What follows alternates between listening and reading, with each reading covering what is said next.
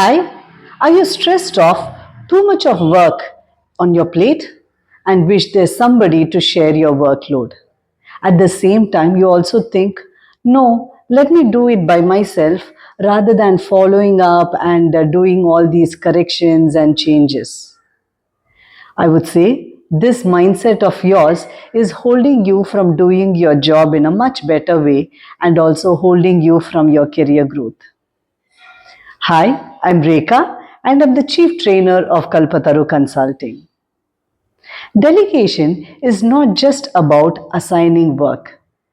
It is also about enabling and empowering your team members and creating space for yourself where you can focus on what truly matters and also focus on your career growth.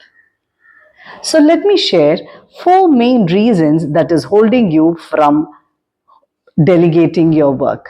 So, what's that? One, perfectionism. You may be thinking, I can do this job much better, and there is no one else who can do like me. And this is what is holding you, and it can increase your stress and workload. And never your team members are going to learn as to do as perfect as you can do. And the second, lack of trust. So you do not have the trust on your team members that they can do your job as efficiently and also that they may make mistakes and they do not have the capability and capacity to do this work. So this could be based on your earlier experience. But trust me, today your time investment can help them to do their job in a much better way next time. And the third is lack of control.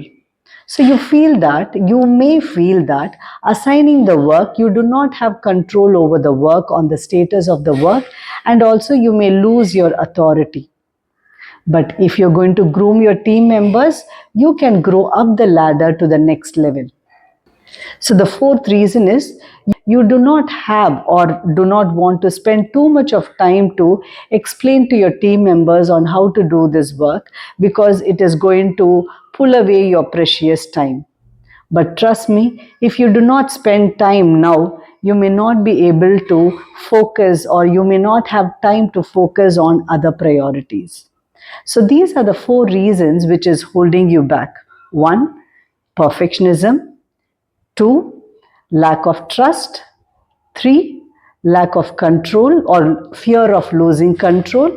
And the fourth, lack of time or do not want to spend time to teach your team members on how to do it.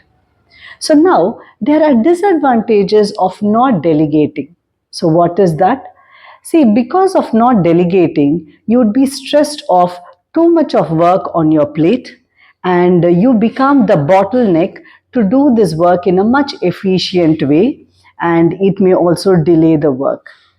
And by holding the work to yourself, you're not empowering your team members. You're not grooming your team members. When your team members are going to groom and are ready to take up the next role, then you are creating space for them and you can focus on your own development and your career growth. And above all, you're not helping, by not delegating, you're not helping the team to grow and the organization to grow. Delegation is not about making your life easier today, but creating a stronger team for tomorrow. Happy delegation.